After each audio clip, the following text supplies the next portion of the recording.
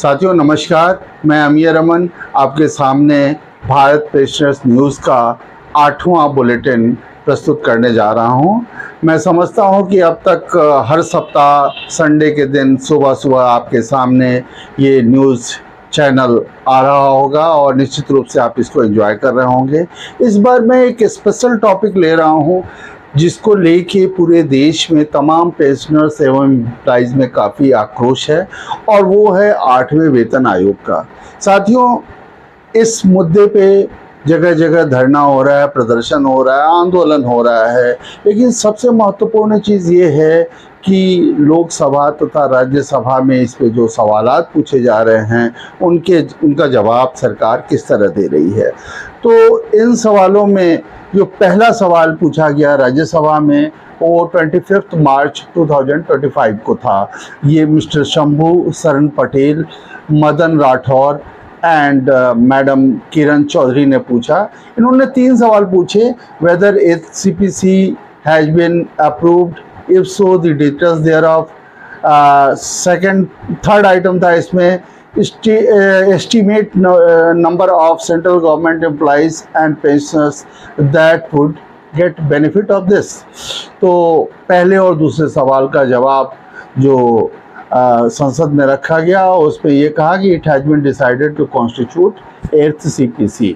बड़ा सिंपल सी बात थी। और दूसरा चीज़ इसमें इम्पोर्टेंट चीज़ कहा गया कि estimated number of central government employees and pensioners, इसमें बताया गया central government employees and pensioners from civilians 36.57 lakhs and defense employees and pensioners 33.91 lakhs, total 70.40 lakhs employees and pensioner will get benefit from 8th CPC recommendations। अच्छा रहा। thereafter दूसरा सवाल राज्यसभा में आया है 21 जुलाई 2025 को। इसको पूछने वाले मिस्टर TR बालू एंड आनंद भदौरिया हैं।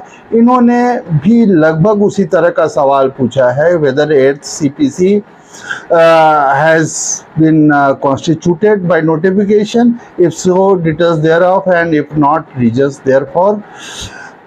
Third item, the time by which chairperson and member will be appointed, and fourth question था the time by which revised pay scales will be implemented। तो इसमें इन्होंने फर्स्ट और सेकंड का जवाब दिया कि it has been already decided and it will be done। जो थर्ड पॉइंट था द टाइम बाय विच, इसमें कहा once 8th CPC will be notified thereafter the time will be automatically decided. And fourth item में वही चीज़ को दोहराया गया कि एक बार रिकमेंडेशन आ जाता है तो इसके बारे में सारी कार्रवाई हो जाएगी।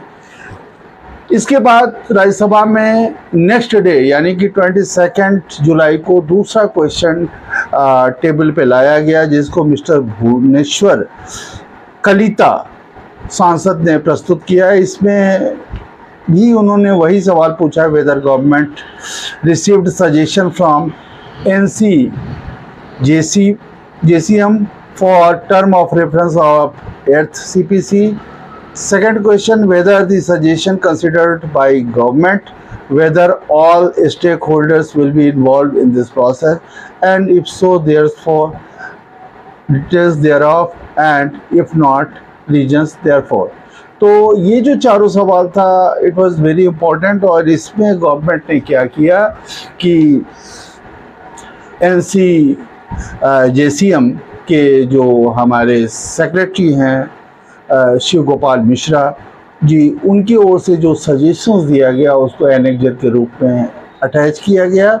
और बाकी जो सवालात थे उसके बाद में यही कहा गया कि जो मेजर स्टेक होल्डर्स हैं उनसे इनपुट्स लिया गया।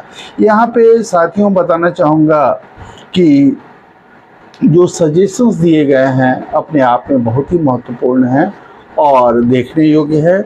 इसमें जो इम्पोर्टेंट एक पॉइंट है वो ये है कि 1957 में क्रोइड फार्मूला के हिसाब से हस्बैंड वाइफ और 2 बच्चों यानी कि 4 लोगों को केवल 3 यूनिट माना गया और इस 3 यूनिट में मिनिमम जो वेजेज होता है अनस्किल्ड लेबर का उसको गुणा करके ये लोवेस्ट स्लैब बना दिया करते रहे हैं। इसको इंटरनेशनल लेबर ऑर्गेनाइजेशन ने भी अप्रूव किया है। 7 CPC तक यही चीज़ चला। वर्तमान में हम लोगों के जो पेंशनर्स फेडरेशन हैं इनकी ये मांग है कि इसको रिव्यू किया जाए और ये जो 4 आदमी के परिवार को सिर्फ 3 यूनिट मान जा रहा है ये सरासर अन्याय है, क्योंकि आज के डेट में बच्चों पर खर्चा कहीं ज़्यादा पड़ता है, आदमी को लोन लेना पड़ता है। वाई भी 24/7 वर्क करने वाली होती है, इसलिए 3 यूनिट का जस्टिफिकेशन बहुत ही गलत है। ये 4 का 4 यूनिट होना चाहिए। और दूसरी चीज़, इसमें अनस्किल्ड लेबर का जो मिनिमम वेज होता है उसको जो मल्टीप्लाई करके निकाला जाता है lowest slab, this is also wrong. इसलिए क्योंकि आज के डेट में सेंट्रल गवर्नमेंट में ग्रुप डी एम्प्लॉय का कॉन्सेप्ट रह नहीं गया है, all are group C employees. Therefore unskilled के बजाय अब स्किल्ड लेबर का जो वेज है दैट शुड बी मल्टीप्लाइड। तो ये एक तो बहुत ही इम्पोर्टेंट पॉइंट है। और दूसरी चीज़ इसमें और भी देखा गया, इसमें मर्जर ऑफ स्केल 1+2 को मर्ज करने की बात कही गई है, 3+4 को एंड 5+6 को मर्ज करने की बात कही गई है।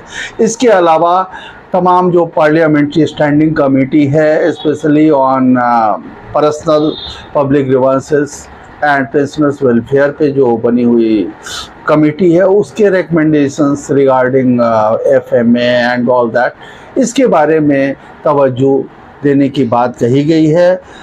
और भी जो स्टेक होल्डर्स हैं उनकी ओर से भी रिकमेंडेशंस आ रहा है। सबसे बड़ी दुखद बात यह है कि अभी तक चेयरपर्सन और मेंबर्स का अनाउंसमेंट नहीं हुआ है। हो सकता है इससे कुछ पॉलिटिकल रीजन इसके पीछे हो। बहरहाल सरकार को इसे यथाशीघ्र अनाउंस करना चाहिए और जब तक ये अनाउंसमेंट नहीं होता है तब तक, चूँकि महंगाई भत्ता वो मोर देन 55% हो गया है, तो इस हिसाब से एक इंटरिम रिलीफ बनता है जिसके लिए हमें आवाज़ उठाने की ज़रूरत है। साथियों, इसके साथ जो पेंशनर्स का जो इशू है इसमें विशेष रूप से मेडिकल की बात आती है और पिछले एपिसोड में मैंने मेडिकल के मुद्दे पे जो गवर्नमेंट ने जो एडवाइजरी जारी की है वो उसके बारे में विस्तार से मैंने चर्चा किया। मैं समझता हूँ कि उसको आप लोगों ने निश्चित रूप से सुना होगा।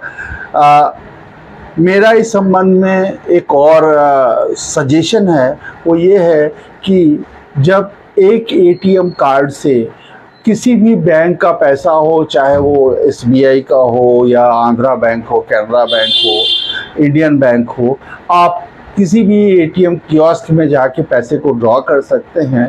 तो सेंट्रल गवर्नमेंट की मेडिकल की केवल 3 स्कीम्स है। नंबर 1 CGHS है, नंबर 2 RELHS है रेलवे वालों के लिए, नंबर 3 ECHS है और चौथा कुछ आर्मी वालों के लिए है। तो इन चारों को मर्ज करके एक ATM कार्ड टाइप का बनाया जाए, मेडिकल कार्ड, और वो ये रहे कि अपने सुविधानुसार इमरजेंसी को देखते हुए, हॉस्पिटल की अवेलेबिलिटी को देखते हुए ये फ्रीडम रहे कि कोई भी पेशेंट किसी भी हॉस्पिटल से अपनी सुविधा ले ले। तो हम समझते हैं कि इस पर आपका सपोर्ट चाहिए।